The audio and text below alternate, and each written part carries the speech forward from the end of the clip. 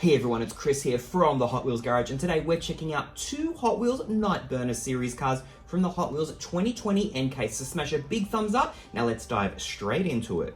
First up, we'll check out the McLaren Senna. Very, very nice car in white. Car 9 of 10 from the Nightburnerz series. How many McLarens were in the 2020 N case? Was it 3? Man, that is so many. But take a look at this one. This nice white color car. We've got those decals on the rear, decals on the front. We've got the dark tinted window, black interior. Man, this car is pretty cool. I think I like the white version. Let me know what you think in the comments below. Got that dark gray base. Very, very nice looking car. There you go. Don't forget, you need to be a subscriber of the Hot Wheels Garage.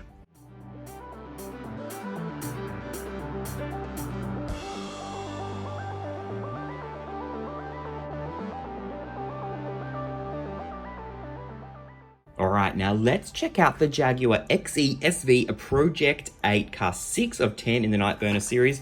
Again, from the 2020 N case. Take a look at this. Now, we've seen this a few times.